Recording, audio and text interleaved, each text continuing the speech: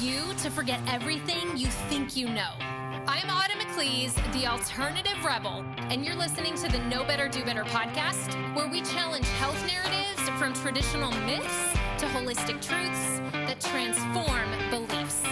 Let's not waste another minute, so join me now. Ladies and gentlemen, I have the one and only Mrs. Barbara O'Neill sitting right here in front of me. Barbara, it is such an incredible honor to have you here with us today. The listeners have been elated, so excited to glean from your wisdom, and I am just beside myself. What an honor. Thank you for being here. That's good. It's a pleasure to be here. Thank you, Autumn. Well, there's so much to talk about with you, and I was struggling with what direction do I take this? There's so many different ways we could go. So I decided to actually open it up to the listeners and allow them to ask you some questions here. So the questions that I'm going to be asking you are coming from people that are desiring to hear your wisdom on these various topics. Yeah. So we're going to just kind of work our way through. But just before we jump in, I would love to just kind of establish quickly, in somewhat of a nutshell, how did you come to this place that you're at? Obviously, the Lord has been good to you, and you have been so honoring of Him in teaching people how to get back to the foods and the plants and the things of the earth that He gave us. And that's so important. And I, as I know you believe, and I believe, that's so much of why we're in the place that we're in with our health, is because we have strayed so much from that. And so, but I just love to be able to establish, how did you get to this place and find these passions and now live the life that you're living, traveling all over the world, being able to educate? Well, I have to tell you that never in my wildest dreams did I think it would get to this. I never dreamed that this would happen, and I think that's what God does. I really was just a mother in a rainforest, wanting to give my children the best, not wanting to give them drugs, and just wanted to know some natural remedies. And the more I researched, the more I looked, the more excited I got, because there is more out there than we realize. And then, of course, what was wonderful was to see that it worked, that I actually got results. And then I would look at my friends and how they, through fear, would rush to the doctor, and then not happy with what the doctor had to offer, but not knowing the alternatives. So that really put me on a path. But I also got an incredible impression from God early one morning that I was to give meetings to show mothers how to do natural remedies. So it was really a divine appointment, and it was a little challenging because I am quite shy, but my want to do what God wants and my want to help other mothers was stronger than my shyness. And then fast forward to 1997, where I married Michael O'Neill, and after a year, he wanted to start his own retreat. And I said, "Who will be the health director?" He said, "You." I said, No, no, I'm just a mother that helps other mothers. And he said, "No, you'll be good." And he walked out of the room. So that was it. I became, in one breath, the reluctant health director, but wanting to help. So I was so happy that our first health retreat, there was one guest. And last night, when I spoke to approximately 450 people, I thought never, ever would I have dreamt that I would be able to do this. But all God's biddings are His enabling. So my only aim ever was to help people, not to be in the situation I'd been in, which was, I don't know what to do, but I don't want to put my child in danger, but I don't want to give them drugs. And that's really what started me on my journey. And I'd have to tell you, God took over because it's gone bigger than I ever imagined. Oh, it truly has. And I don't happen to know the answer to this question, but did you have your babies at home or naturally? Yes, I did have them naturally. My Yeah. first birth was not. I had hepatitis, and the doctors told me that I had to have an epidural because I had hepatitis. And anyway, I think many mothers know it just cascaded into forceps delivery, episiotomies, all that, and that really challenged me. I thought, no, I don't want this. And then I went into natural birth. I had my second baby was a laboya, the French doctor, the natural birth. The next few babies were home births. Then my fifth baby, I delivered myself because Oh my gosh. they thought I had a long time to go. And then the sixth baby, he flew out of me with the bag intact because of all my squatting every day. So um, Oh, I had beautiful births, and because my daughters only grew up with beautiful birth stories, they had beautiful births, mostly home births too. And I just thought, wow, we women have such an influence, which we don't realize on our children and my sons. You know, their their wives, they stood by them and said no to vaccines and yes to natural births. And again, and it just shows the power of training the children from a young age. mm, I am just over here so excited to hear about your birth experiences because I'm actually a birth doula here in Southern California. And Aha. I had two extreme births. I went from a C-section, an unnecessary C-section, to then a VBAC home birth with my second. And so I have been now for 12 years out helping women, helping pregnant moms birth their babies naturally, wherever that is. It's typically in the hospital, but we do have home births out here. So I'm just loving all your Yeah. birth talk. We could talk Oh, about that, yeah. I'm sure, all day. But I love it. And We you had your could. baby in call, like Yeah. where they comes out in the water bag, which is so rare. It is very rare. I read a book, and you might know of it, Janet Balaska's book on on birthing, and she said squat for 10 minutes a day, and I thought I can do that.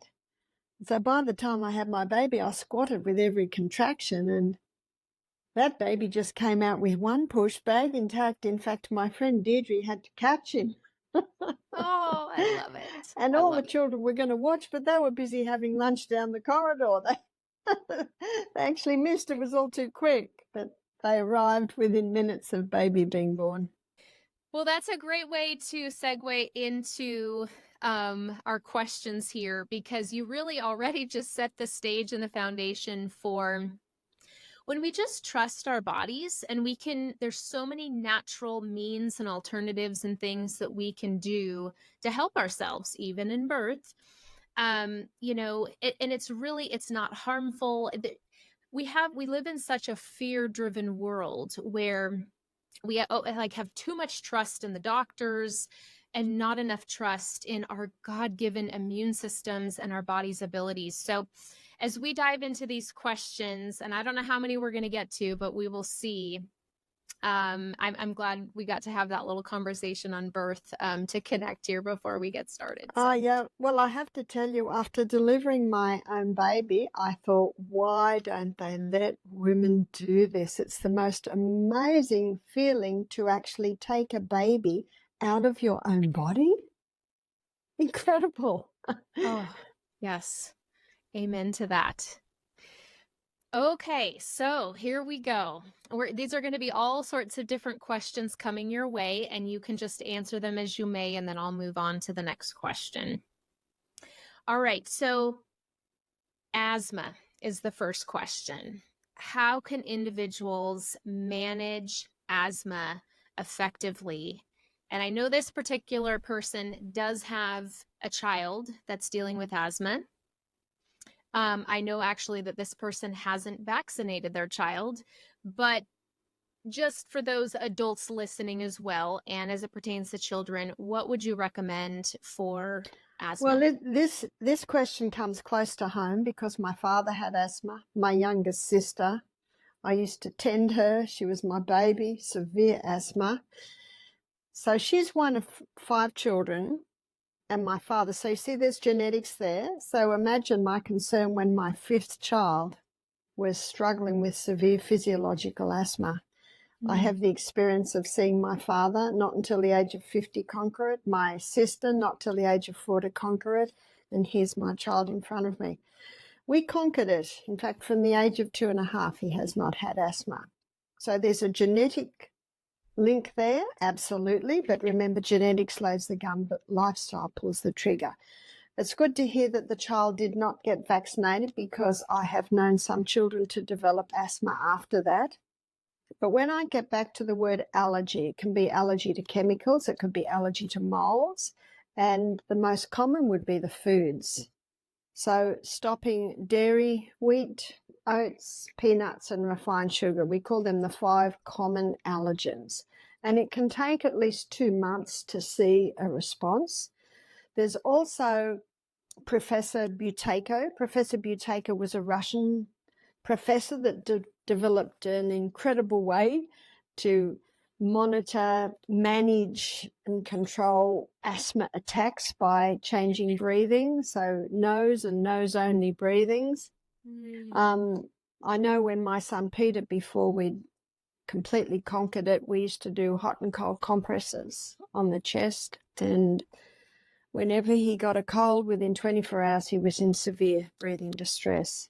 So whenever he got a cold, I would only give him fruit, just eat very, very lightly until the cold had gone. And I found that the asthma didn't stop. The first time we did some water treatments on him, the breathing distress went from 24 down to 5 hours, but that 5 hours was still hard. But doing these natural treatments, which I really only did when he had his asthma attack, but then the other of eliminating the common allergen foods, every time he got a cold, the breathing distress was a little less. It was a little less. And then at 2.5, I went into labour with my 6th child, and Peter got a cold. And then I was struggling with what you just mentioned, autumn fear. So what I had to do was say, Father, I've done all I can. I'm leaving it with you. Because whenever Peter was severely ill, all he wanted was me. So I was resisting, thinking heavy labour and Peter. But it never developed into an asthma attack. Praise be to God. But I had done my part, which was eliminating everything I knew that could contribute to it. And you said, go ahead. And probably the biggest challenge, I guess, is the change of diet, because, you know, I think it's wonderful for a family to sit and eat together. So it's much easier if the whole family eats that way, and it's not hard to do. Amen. And in America, you've got that delicious Simple Needs bread, which is the sourdough gluten-free, which is, you know, is in just about every Whole Food and Trader Joe's shop now. So today it's easier than it was 35 years ago. So to clarify, you're saying to make sure and eat sourdough bread, like don't have regular bread, but eat sourdough bread, or make your own at home? Specify what you mean. Well, the Simple Needs has made it easy. Okay, and is that a brand? Yeah, it's a brand. And by the way, they use my sourdough culture from Australia, which was originally from Germany. Okay, I've never heard of this. Where can we get this bread? Well, their website is www.simpleneeds, but the needs is a KNEADS.com. But my understanding is a lot of his bread now is in Whole Foods, in Sprouts. But you can Google Simple Needs and they'll ship to your door. It's beautiful bread. It's the nicest gluten-free bread I've ever tasted. And you can keep it in the fridge 6 weeks and put it in the toaster and it goes light and soft and fluffy again. I mention this because some people are challenged, well, what are we going to eat? So Simple Needs has made it real easy. And no glyphosate, I assume, in that bread either? That's right. Everything's organic. Wow. And if you Wonderful. Okay. struggle with the price, I'm not sure whether one loaf is $12. I could be wrong. It could be $10. Just remember, it's all gluten-free. It's all organic, and you get what you pay for. Probably one slice of that bread is equal to a whole loaf of many breads. Beautiful. Okay. And then I also noticed you said fruit. And I want to understand something in regards to fruit because typically we think fruit and sugar, well, we don't want to give sugar when somebody's sick and struggling. So how is fruit different? Like, how is it okay to give fruit to a child struggling with asthma? Help explain that to us. Because fruit is a cleanser, and the sugar in fruit is a sugar that comes with a lot of minerals. And so the body digests it easily. And fruit is a wonderful cleanser. And when someone has a cold, which, is usually how asthma starts, it's a cleansing time. So when my children ever had a cold, they just go on fruit. Now, obviously, if someone's a diabetic, someone has a yeast problem, they have to be mindful of not having a large amount of fruit. But we're talking about children here. Okay. That's great clarification and wonderful wisdom. Okay, moving on to the next question. Is caffeine detrimental to overall health, or is it mainly just a concern with coffee? Caffeine can be detrimental because it disrupts the neurotransmitters in the brain. And traditionally, I have friends, Italy, the coffee that they always have was made in a way that the caffeine content was incredibly small. And it's like if someone has one square of 85% dark chocolate, they're not going to get very much caffeine. But unfortunately, the instant coffee that many people eat today, the caffeine levels are a lot higher. And as a result, the drink is a lot more bitter. And as a result, they put sugar in it, which just compounds the problem. People say, do you drink coffee, Barbara? I say, no, I just watch the people suffer. Day one at our retreats, where the coffee stops, it shows very clearly that this is a very addictive substance. There's even a book called Caffeine Blues, and his subtitle is Wake Up to One of America's #1 drugs. And a drug, of course, is an addictive thing. I think Kurt Chinks is the author's name. But if you want to know the full story of caffeine, it's an interesting book to read. Okay, so would you recommend a certain type of coffee that maybe we can get in Europe? If someone were to be a coffee drinker and they just didn't want to stop, what would be the next best alternative? Apparently, making coffee with hardly any caffeine in it is an art. My daughter worked in a Italian restaurant, and I asked her about it. I said, what is this coffee with very low caffeine? She said, I've been trying to do it for years and I still can't master the art. She said, I know one coffee shop where there is a waiter there who can do it.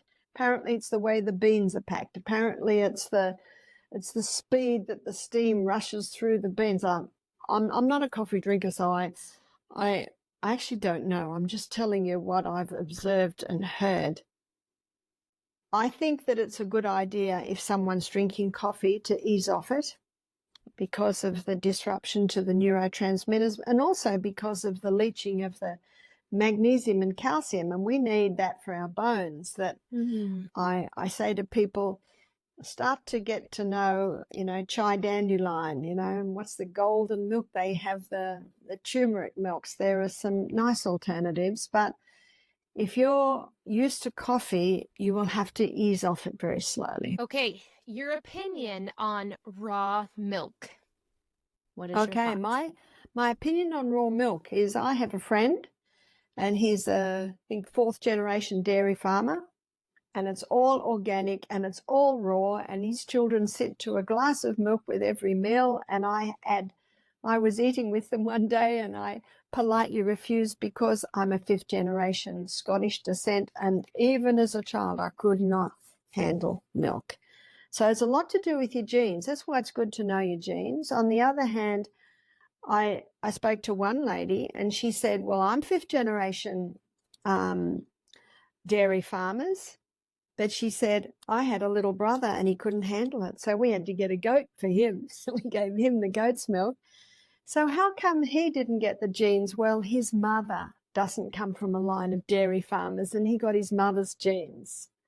So what we're looking at is here, yes, genetics. The Australian figures are 60% of Australians can't handle dairy, but if it was raw milk, raw organic, that would bring it to 30. I acknowledge that. And then there's my friend who has an orphanage in Africa and they give all their babies soy milk, but then they got some Maasai babies and those Maasai babies weren't doing well. So the man of the house bought a cow, milked the cow, gave it to the Maasai babies. The Maasai babies thrive because Maasais have been having the dairy milk for centuries. So our genetics plays a role. And also, yes, raw milk is far superior. Raw organic is far superior to anything that you would buy in the shop. So I basically leave it with the person. But as a nutritionist, I do acknowledge the difference. But also as a nutritionist, we don't really need it because fruits, veggies, nuts and grains, legumes have everything that our body needs. But for the dairy farmer like my friend and his little boys who thrive on this raw milk and the Maasai babies that thrive, I think time, place, genetics all needs to be taken into consideration. So would you recommend coconut milk then? Is that your go-to if we want to bake something or make something? Yes. Now, yesterday I was in a lovely little restaurant here in Sacramento. It was a plant-based restaurant and I had golden milk and it was almond milk with turmeric and a little maple syrup. I have to tell you, it was so nice. I had two. So there are so many alternatives today because oats are high in a plant chemical called lectins that can increase inflammation. Some people can handle the oat milk, but if there's any inflammation in the body, keep away from it. Soy milk is perfectly fine as long as it's organic and not genetically modified. So there are quite a few alternatives. And yes, the coconut milk is another one. So it's taste and preference. Okay, beautiful. Aside from rebounding, what are some effective methods for supporting lymphatic system drainage? Lymphatic system drainage is an interesting subject. The lymphatic system is a not very well known system in the body, but it's an important system because it's our body's vacuum cleaner system. So it sweeps away waste from the tissues. But as the circulatory system has a pump, which is the heart, and then the second pump is our calf muscles, which pump the blood back in the venous system, our lymphatic system doesn't have a pump. So what moves it is really arms and legs. So I went on a wonderfully brisk walk this morning in the cool of the Sacramento morning, and that will have stimulated my lymphatic system, the arms and legs moving. But the most powerful is the rebounder because of the gentle jumping and the cushioning of the ricochet effect of the mat. When you jump on the mat, every gate opens. When you leap up into the midair, every gate again. So you've got this opening and closing of the lymphatic system. But movement is important. It's also important not to restrict lymphatic flow. If you take your clothes off at night, look in the mirror, you see any red lines, that has inhibited the flow of your lymphatic system and also a little bit of your blood system. So it's allowing the lymph system to flow well. So ladies and their bras, especially the underwire figured you bras. might say that, yeah. Those underwire bras are very effective at stopping the lymph flow from the breast into the nose under the arms because breast is predominantly lymphatic tissue. Wow. That's important. Yes. Next question. What is the truth behind cholesterol levels? and what should be considered optimal for maintaining health? Allow me to give you the truth on this, because that's what I'm interested in, is truth. Can't wait. Yes. So it was probably 10 years ago. I did a retreat in Alabama with a lady who was 69. She's a nutritionist. She said, I had the advantage of being schooled 40 years ago in university, where cholesterol levels were 300 was perfectly fine. And then only last year in Maryland, I met a pathologist. She was in her late 60s. She said, I used to test all the cholesterol results. I used to do the blood test. I'd do the readings on the blood test. She said, 20 years ago, we considered 350 was perfectly fine. And I believe that God, in his wonderful wisdom, brought me face to face with these women, because today people are told that they cannot go above 190. The fact is, if you drop to 150, you're going to be struggling a little bit mentally, because the brain must have that cholesterol. And I spoke to a woman who was a midwife. She was 80 when I met her. In Africa, she said the African babies, this is 20, 30 years ago, weren't developing properly, excuse me, and they discovered that the mothers were watering down the milk powder. And the babies weren't developing properly, because babies must have high amounts of cholesterol for brain development. In fact, the highest cholesterol food on the planet is breast milk in that first 3 months. So let's take it to the other end of the scale, where this fat phobia has overtaken the planet. Yeah. And, people in their latter years are fearing heart disease, so they stop all fat. And we're getting, I know in Australia, 1,700 cases of dementia, Alzheimer's are being diagnosed every week.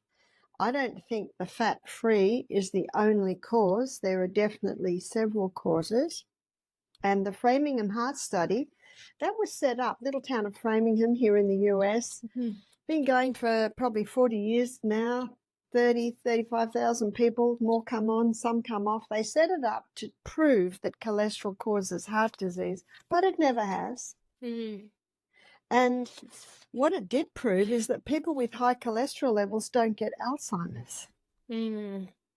Now, I'm giving you some facts here. This is the truth on the matter, is that we need our cholesterol. And Dr. Malcolm Kendrick, he's a cardiovascular surgeon. He wrote the book, The Great Cholesterol Con. He said, for the first time, normal levels of a normal vital body substance is being called a disease. Wow. So that's the truth on cholesterol. So what's a good cholesterol level? Oh, I would say anything between 200 and 300 is good. Okay. And then it gets concerning maybe after 300 or after 350? I think after 350, but even then one would look at why, because God designed the liver to produce cholesterol, and it produces cholesterol for a reason. And Dr. Natasha Campbell-McBride, in her book, Put Your Heart in Your Mouth, she shows that it's damage to the arterial walls that's demanding more cholesterol to plug up or repair the damage, and the damage continues because the people don't realize their exposure to chemicals, to altered oils, all of those oils that you buy in plastic clear bottles that have been, it doesn't matter that they're in plastic clear bottles, because they were already totally destroyed in the extraction process.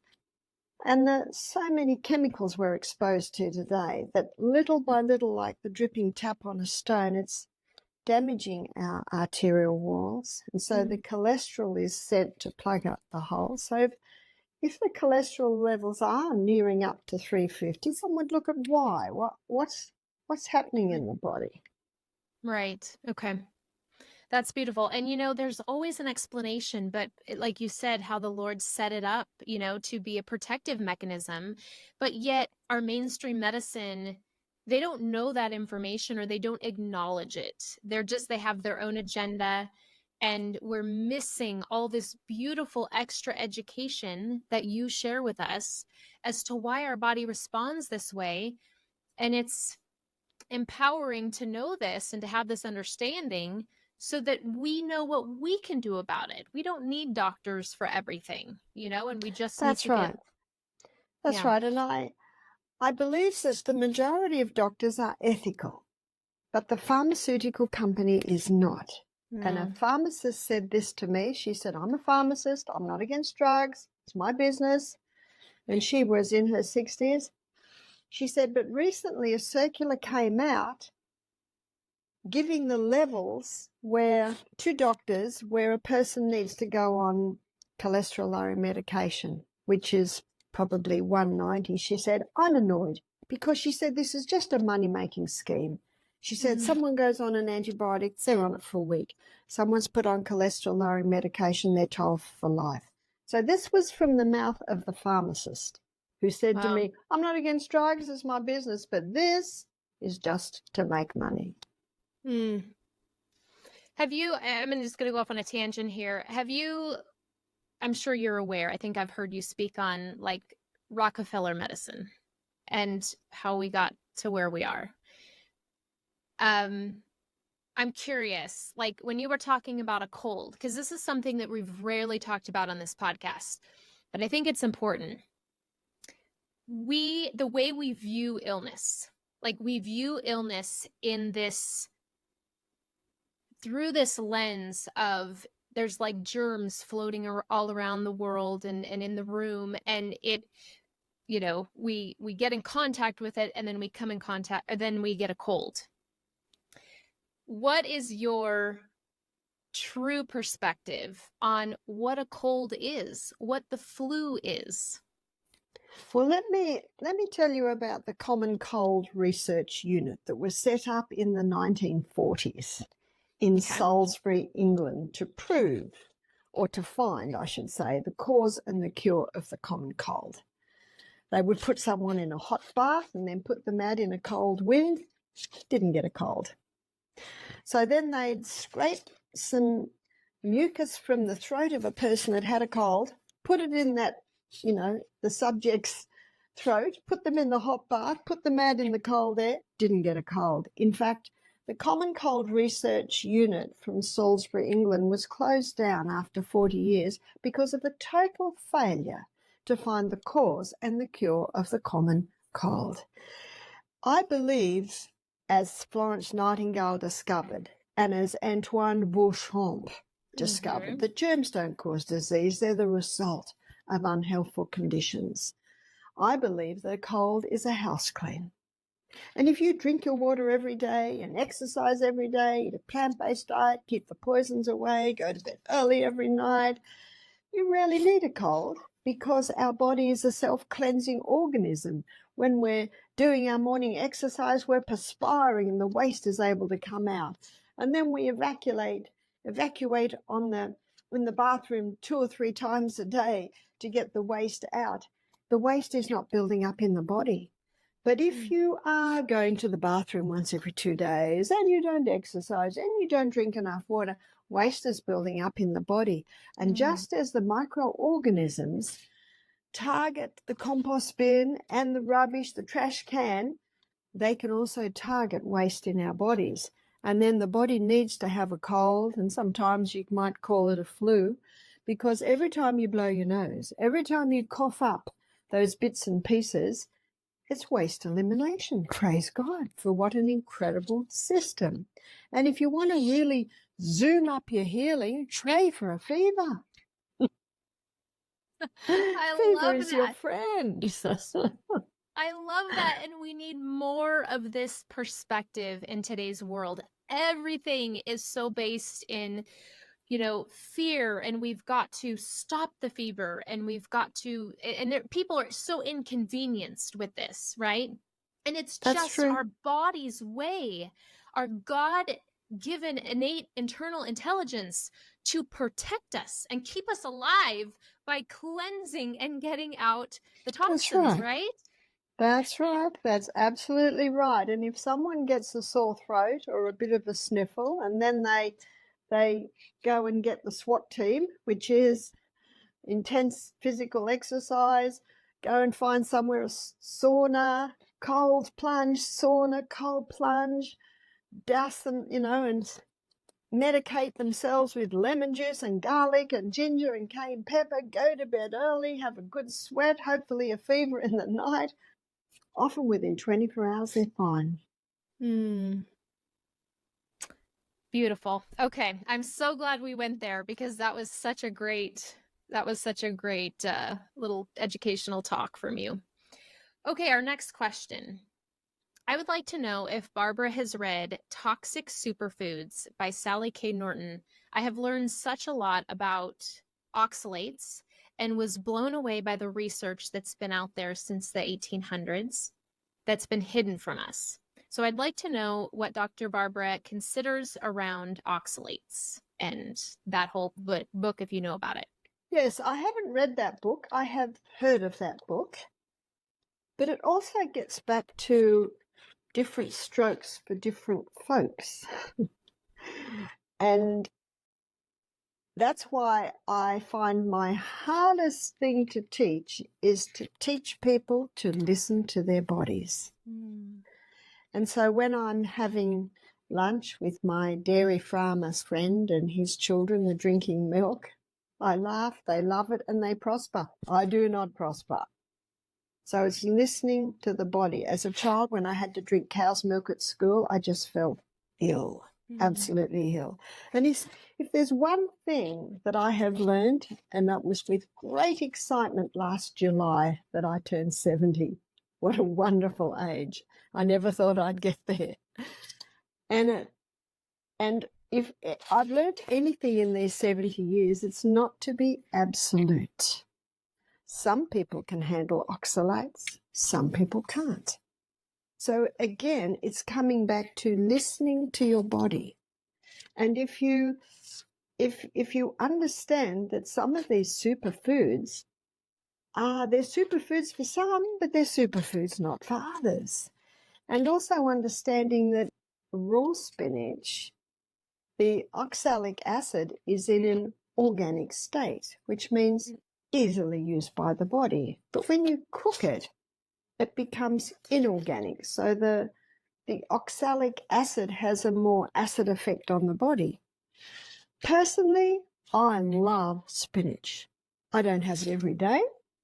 I don't think I've had it for a few weeks, but I love dark green leafies. I do very well on them.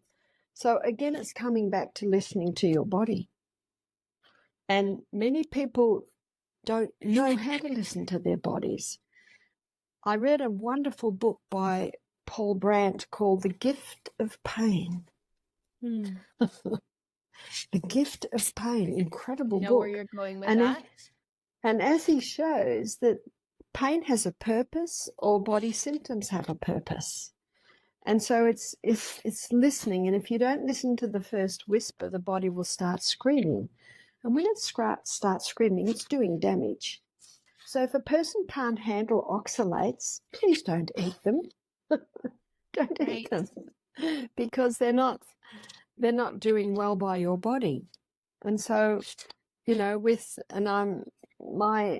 I have not read the book, but I am presuming that the book shows that some foods that are, supposed to be superfoods actually aren't superfoods. But then I go one step further and I say, well, for some people they're not superfoods, but for others it can be. My body loves greens. It loves spinaches. I don't eat them every day. Perhaps if I ate cooked spinach every day, I'd start to have a problem. So it's listening to the body. That's beautifully said. And I'd like to further ask, what would be some of the signs and signals that someone tolerates a food well? Does cravings or aversions have anything to do with it? It certainly can. And I was listening to a young woman give her testimony in Peru last week, in the Sacred Valley. And she said she was a high flyer, working in marketing in Los Angeles, got sick, and she's only in her 30s. And so she went to a natural doctor and he said, well, you're eating this. How does it sit with you? She said, I don't know. And I thought, that is so true. If you ask most people, well, how did that meal sit? They often say, I don't know. Mm. And if they're really nauseous, then they'll know that it's not sitting very well. So I say to people, you've got to listen. And a happy stomach, what does a happy stomach mean? Stomach feels nice after that meal. It's not bloated. It's not, there's no wind, no gas, no nausea. That was a good meal for my stomach. Let me write down what I ate. And then some people can eat rubbish food, refined food, and feel good, but then their joints ache after the meal. Yeah. Now, personally, if I eat bell pepper, it repeats on me all afternoon. So guess what? It repeats on me so badly. Maybe it has something to do with it. My mother was a cripple in a wheelchair with rheumatoid arthritis for 5-6 years before she died at 51, and maybe I have strong inherited genes towards rheumatoid arthritis, and I know that if someone has arthritis, the nightshade vegetables can trigger inflammation. I can hypothesize possibly that is it, and possibly the day will come when my body will say yes to bell pepper, but at the moment it says no. So it's again listening, and sometimes we don't always know the whys. Okay. But I think it's important to say what they say down south. I'm hearing you. I'm Yes. hearing you, buddy. I'm hearing you. You like that? You did not like that. So it may not be repeating. It may not be nausea. It may be aching in your joints. But listen. And if someone's not sure, they can make a little bit of a food diary. This is what I ate every meal. And then after that, you can be a 10 out of 10. 10 out of 10 was, oh, what a happy stomach I have. 1 out of 10 is, I feel like throwing up. Or my joints are just aching. Or do you have a headache or fatigue, right? Headache, fatigue, nausea. And so that's when digestion might be 1 or 2 out of 10. So it needn't be an exhaustive diary, or we call it journal today. It's a food journal. But when someone's looking at, repairing or restoring or regenerating body because it's not working well, they might need to do that. I don't make a food diary. I remember 15 years ago when I was struggling with a problem in my body, I did. And it was really good because it gave me an idea of where I was at regarding digestion. I don't do that now because everything works. But if there are areas that aren't working, then it's time to maybe have a look at that. And I mentioned earlier that oats are high in lectins, which can have an inflammatory response. And my body says, keep away from oats. I've got 3 sons that eat oats for breakfast every morning and love it and do well on it. So it's getting back to that I believe that God designed each one of us to be our own doctor. And part of being your own listening, and that's an art that I believe has been lost, to listen. What is your body saying to you? Amen. Amen. And that even applies for when we go to see holistic functional medicine doctors and naturopaths. Just because they put us on a certain diet doesn't mean that we shouldn't still be listening to our bodies. So that's very important. That's right. How did that sit with you? Or, how's this working for you? Is it working?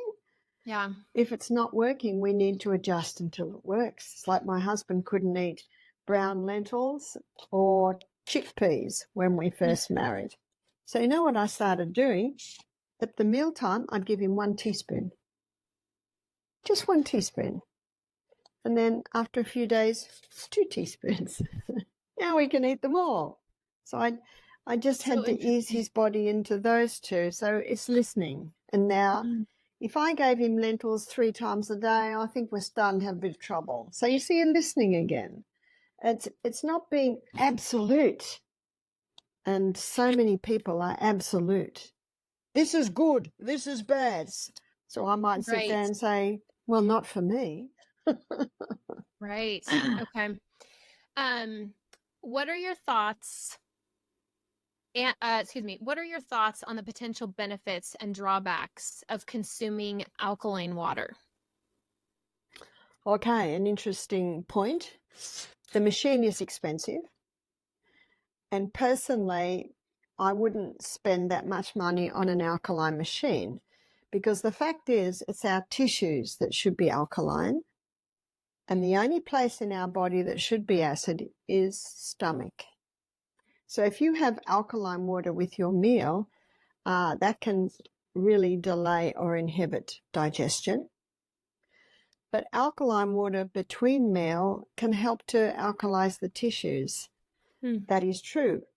But one lady said, we've bought an alkaline water machine because my family and I we like to eat a bit of junk. And we think it's going to balance it out. She said, what are your thoughts? I said, I think you already know my thoughts. It's like cutting the hand, and we've got a really nice bank of Band-Aids here. So cut it, another Band-Aid, cut it, another Band-Aid. No, we've got to stop cutting. We've got to stop harming the body. And if you have a glass of water and squeeze some lemon juice in it, that'll bring it up a little bit more alkaline. If someone has an alkaline water machine, use it. But personally, I think just not that during meals. That's right, not during meals.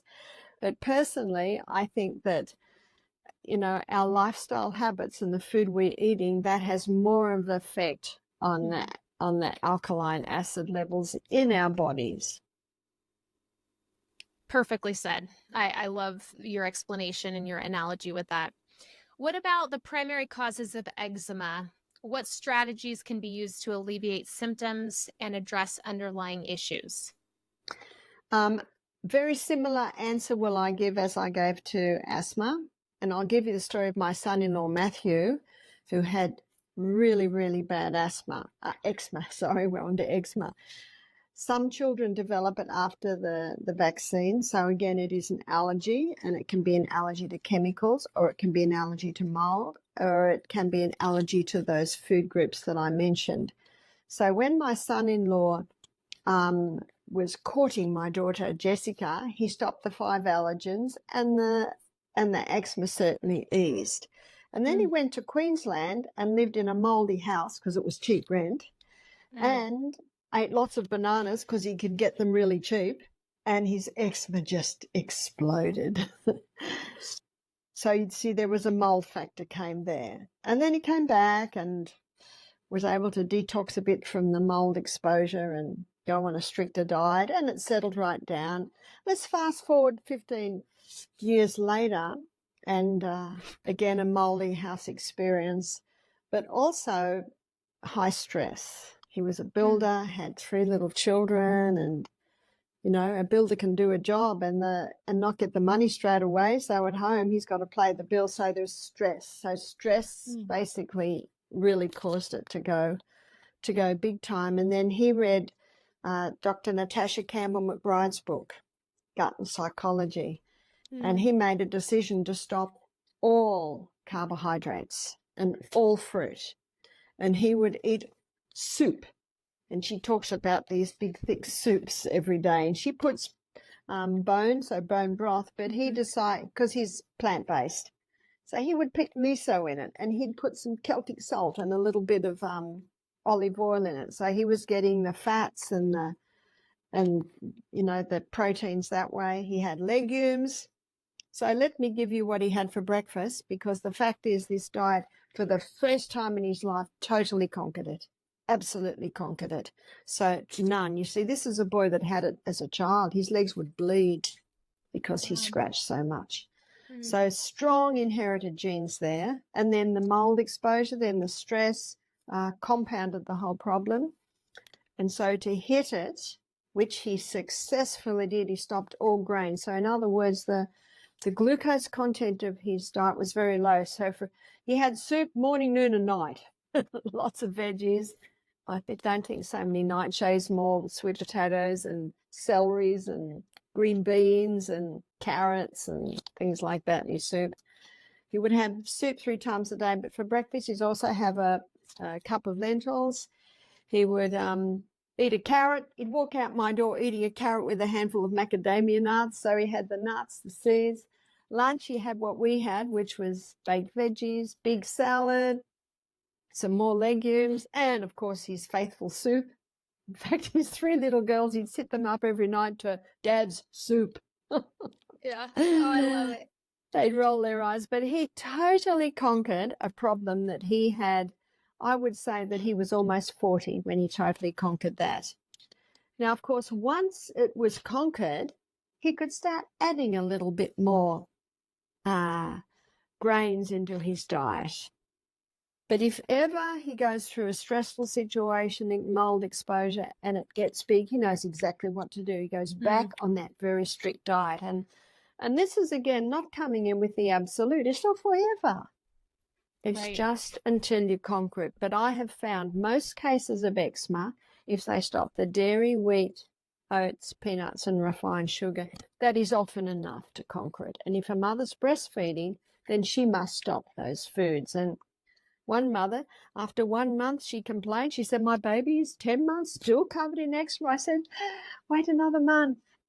So at exactly 2 months, she sent me a photo of her baby eczema-free. Wow. This is such powerful information. And to It be able is. to hear you say that it's for a season, it's to allow our bodies Yes. a chance to get the upper hand again. And That's right. so it's just so beautifully empowering, and yet so simple too. It's like we just have to change, but yet we've let our taste buds run our That's lives true. like it's the god of our lives. And if we can just get that back under control and get some discipline in place, like there's so much that we can overcome by ourselves with no doctor involved. That's absolutely right. Absolutely right. We can do more for ourselves than anyone else can. And it's not forever. It's like the baby that, the mother went through the strict diet to conquer the eczema went, the baby's 5, 6 years of age now, has a little bit of wheat bread 3 times a week. But if he has it every day, it starts to return. So you see, it's not absolute. And it's like the lady that conquered her arthritis by stopping the nightshades and the lectins. She conquered. She can have half a tomato 3 days a week. But anymore. And so again, it's listening. Yes. It's listening. SIBO, somebody that is been told that they're suspected to have SIBO, and they have a situation where they actually have a pessary. This is a gal that is struggling with a prolapsed bladder, and so the SIBO is causing bloating, and she's also under a lot of stress. And so every time she bloats, it puts pressure on the pessary and then internal bleeding. So there's a lot happening in this situation. But the question is, what do you recommend for SIBO, or just extreme bloating and gut dyssymbiosis? Yeah. Well, there's a very simple water treatment that you can do for the whole system that's between our hip bones, that whole area. So sounds like we're looking at vagina, uterus, as well as urinary probably, and also the bowel. And that is alternating sitting in hot and cold water. Now, this can be difficult for a person who's large, but a lot easier for a smaller person. And it's just 3 minutes in a hot tub, 30 seconds in ice cold, 3 times. And what it does is it brings the blood to the area, which is the ultimate healer. Now, there's a great pessary that can be used, and it's 50% coconut oil and 50% castor oil. Really? And yeah, so you melt the coconut oil, mix it with the castor oil, and you get a disposable glove, and you pour it into the fingers of the glove and tie the neck of the fingers off and put it in the freezer for a couple of days. And then you cut off a finger, peel the plastic off and insert that.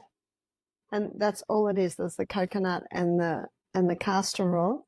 Now, getting back, that can go into vagina, or it can go into anus for hemorrhoids and the likes. But coming back to the SIBO is often an imbalance in gut flora. Mm-hmm. And that's where your cultured foods can be very important. So miso, you've also got yogurts, and if the person can handle raw dairy yogurt, so be it. If they can't, they can get coconut yogurt. I had a beautiful cashew yogurt recently. So there's a whole lot of different yogurts that you can use.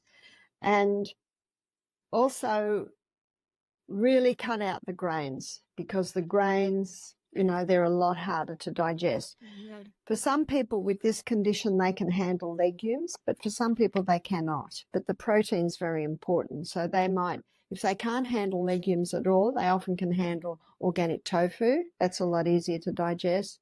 And organic free-range eggs. Mm-hmm. They're great with protein. And for some, they can handle a well-made organic feta. They can get nice goat feta. But don't forget your olives. They can be great. And nuts, as long as they're very well chewed. So I'm looking at proteins, because we need protein to heal. So the person must listen, and they will find that there are some meals will sit well and some meals will not. Mm-hmm. And so they've got to write down what caused that bloating. Well, we're not going to do that again. And sometimes what was in that meal, half of the foods would sit all right. So it's actually coming to a very simple diet, like Dr. Natasha Campbell-McBride does. She puts people just on thick vegetable soups, stews. Okay. And if that's happy, keep that for a few days, and then maybe even white rice. Now, as a rule, I eat wholemeal or brown rice, but if someone's got a sensitive gut, the white rice can be very easy on the gut. So it's listening. So that's a food diary is absolutely necessary. We've got to get that bloating down. So get foods that aren't going to bloat so much. And forgive me for forgetting to mention sauerkraut. The cultured cabbage, wonderful for gut flora. Okay. So keep the meals very simple, and find some meals that aren't going to cause bloating. Stay on that food and that food only, even for a few days, and little by little start introducing some other foods, and that can help bring back the balance. Beautiful. Okay, I'm going to see if we can get through 4 more questions with our time. So we're going to try and do a little fast-paced here. Next question, when should moles on the body be removed? And what are the factors to consider in this decision-making process? Well, I guess everyone has a mole or 2 or 3 or 4. And the biggest concern is when they get raised or change or a little itchy. And I guess that's what most people are told. So what can you do if that happens?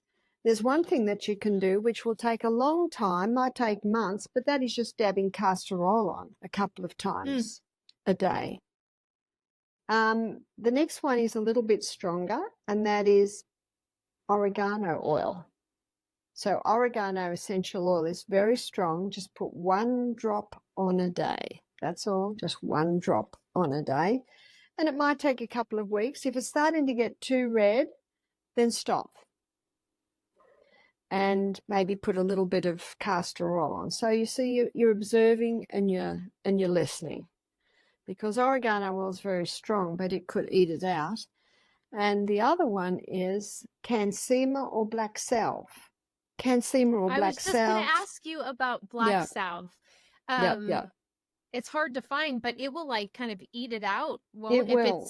It'll only eat out positive cells. So positive meaning cancer or precancerous cells. If there's no precancerous or cancer cells there, there'll be no reaction at all. And that's what I love about the cansema, is it not only will eat out a skin cancer, it'll tell you if it's positive or negative cells.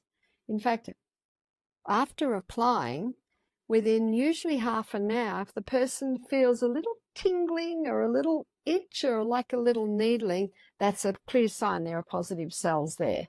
So what we do, and we've applied it hundreds of times at Misty Mountain on all sorts of mole skin cancers. And so this is what I see average happens. You apply it and you cover it with some soft paper tape or low allergy tape, and you don't touch it for 24 hours. And when you take it off, often if there were positive cells, it'll be red, raised, maybe a pussy center. That's really good sign. That means it's found it and it's working on it. And then you don't touch it.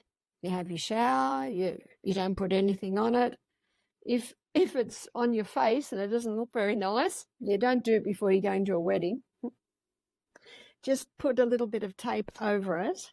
So I've got a little spot near my ear at the moment that I want to do something to, but I'm going to wait till I go home and I'm not lecturing. And it's wonderful to know if you've got any little spots that are a little scaly or a little concerned, you know exactly what to do.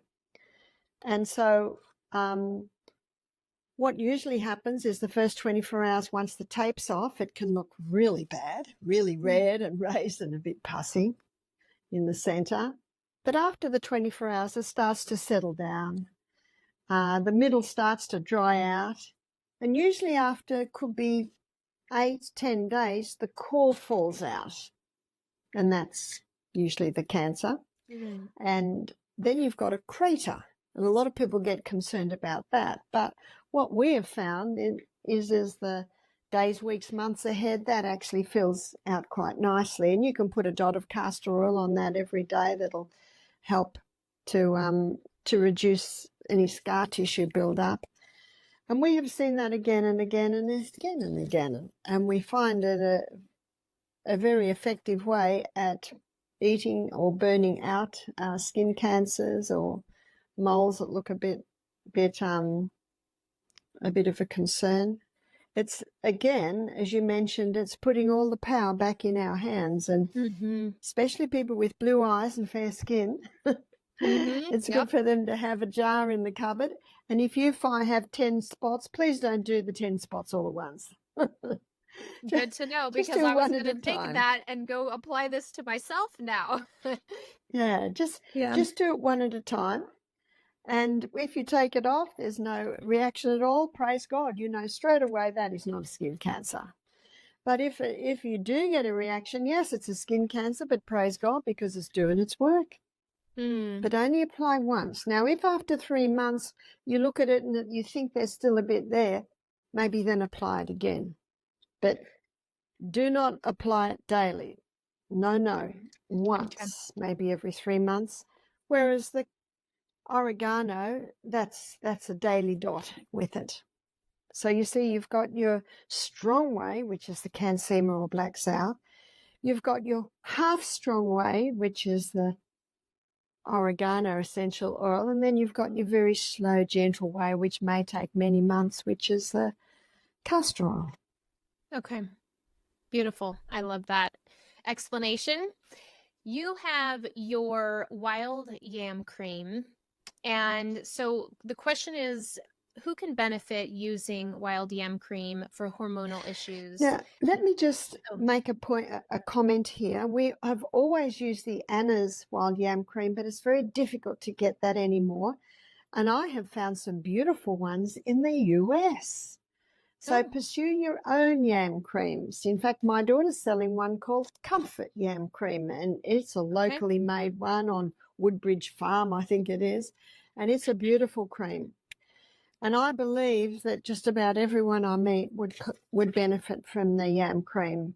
Yes, the hormones have been thrown out by the contraceptive pill that probably 80% of women in the United States have used or been affected by. But we've got something else now, and that is the fabrics, the plastic fabrics made in a chemical laboratory, polyester, nylon, and acrylic. They're probably 3 of the worst. Please, ladies, pursue other brands. You've got Fruit of the Loom. You've also got the Australian brand Boody, Boody, which all of the underwear is made out of viscose, which is bamboo. So please, we've got to turn the tap off. And also, if you do eat chicken or eggs, must be organic because of the growth stimulants given. That's another cause of causing the imbalance. Also exposure to plastic. Notice that I'm having my water in my stainless steel bottle, not plastic. So that's the cause. So the remedy is applying the yam cream. So what can be the symptoms? You know, in Australia we've got a saying, how long is a piece of string? It can be an inch long or it can be 10 feet long. There are so many symptoms, and probably the most common symptoms would be endometriosis, breast lumps, breast cancer, uterine cancer, premenstrual tension, headache at period time, thyroid problems, osteoporosis. You know, I don't have the time to explore that in detail, but please watch my hormone lecture to understand all the symptoms. With a man, it can be low sperm count, it can be penile dysfunction, it can be prostate problems. So yeah, there's a huge range of symptoms. But the wonderful thing is that the plant chemicals that our skin takes up when this yam cream is applied boosts our progesterone, which automatically brings the estrogen back under control. That's the good news. And it's applied twice a day, just a little finger dip. With the comfort cream, there's a little pump pack, so you can just pump it. It's applied 3 weeks a month. If you're still menstruating, you stop on menstruation. If you're not menstruating anymore, just choose 1 week of the month where you don't apply it. Ideally, a lady should be on it for at least a year. And one jar usually lasts about 3 months. So there's no concern with if you're premenopausal or if it's even a teenage girl kind of thing? No, there is not, because the beauty of this yam cream is it works with your body. So it works with the processes in your body that it uses to make its own hormones. So and I love the verse, Psalm 104 verse 14. It says that God gave herbs for the service of man. Yes. So that's what the herbs in this cream does. It works with the biochemical pathways in our bodies that our body uses to make the hormones, and it brings a balance back. Okay. And one more question here. Can you take black seed oil orally? If so, what are the benefits? Black seed oil, I guess it's one of those ones that people put into the classification of superfoods.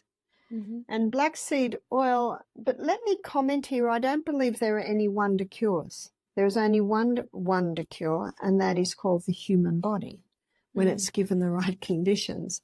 Black seed oil is high in antioxidants, and antioxidants mop up any free radicals that be coming into our bodies because of exposure to chemicals. So it certainly is a plus there. It's also has an effect on the body to reduce inflammation.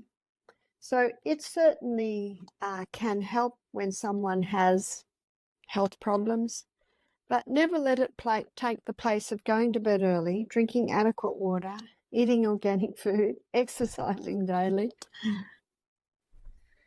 Beautiful. Oh, this has been so great to have you here. And I hope at some point we can invite you back on, because there was still, of course, there'll always be questions we don't get to, but this has been so valuable.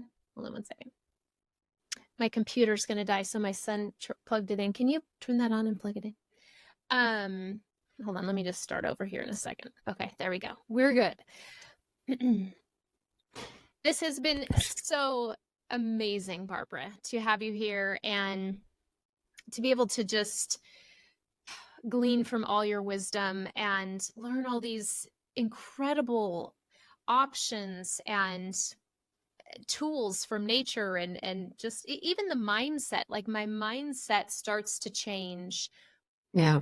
And you just relax a bit more in this knowledge of knowing we can do this. We can do this. We can take so much more control back of our health that may feel out of control for some listening.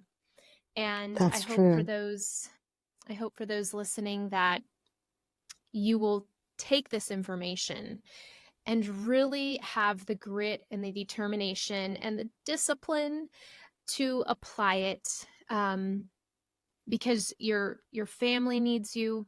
If you have a spouse, your spouse needs you, your kids need you, and we can be an example for them, right? Like we can be an That's right. example that can instill That's right. this in the future generations. That is Well, absolutely right. That is true. what are 3 tips? I always like to ask our guests, what are 3 tips to live by to empower our listeners? If you were to boil down your 3 top things to share with the listeners, what would that be? That's a very hard question, but I'll try and bring it to 3. I think it's very important for our listeners to know that they're not alone, that there is a great God of heaven who loves them, who created their bodies with an inbuilt ability to heal. And so he is the one that can help. And Psalm 32 verse 8, God says, I will instruct thee and teach thee in the way that thou shalt go. I will guide thee with mine eye. What a beautiful promise.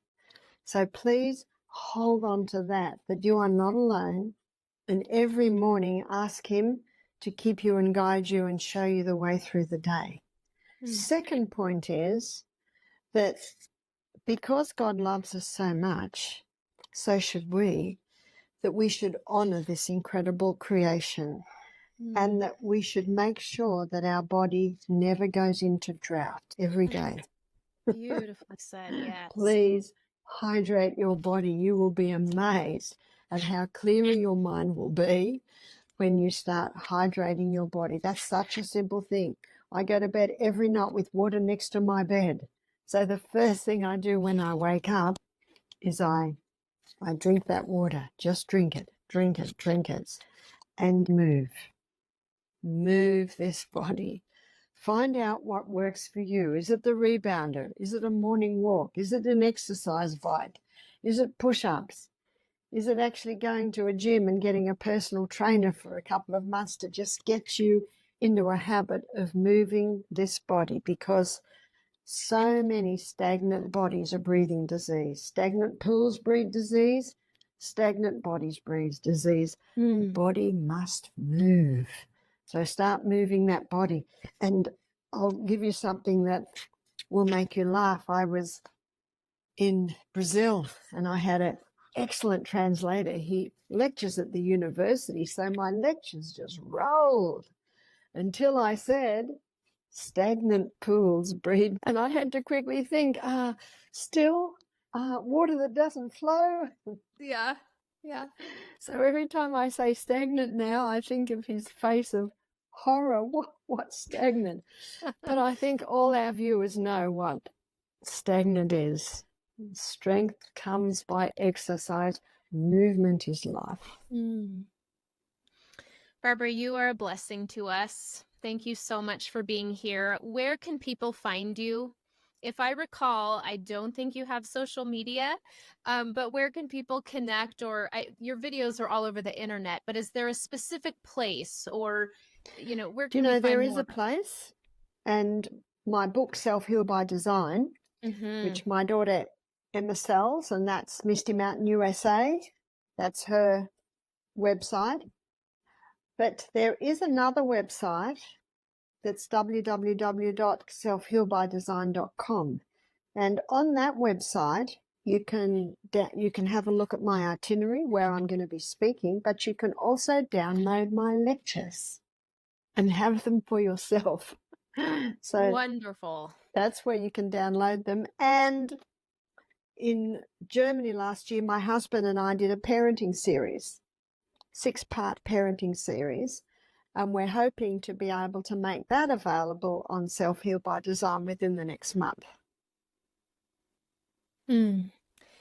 You are a gift, and it has been such an honor to sit before you and have these wonderful conversations that have been so enlightening and so empowering. Keep doing what you're doing. Thank you for giving of your time and your energy to the world. And we love you. Thank you. And thank you, Autumn, for making this available. Thanks for joining The Revolution, where we urge you to not just listen, but act. Make sure to hit the follow button to never miss an episode, subscribe to the weekly newsletter below, and fuel this podcast's growth by rating, reviewing, and blasting this episode across your network. Knowledge is power, but only if you implement it. Until next time.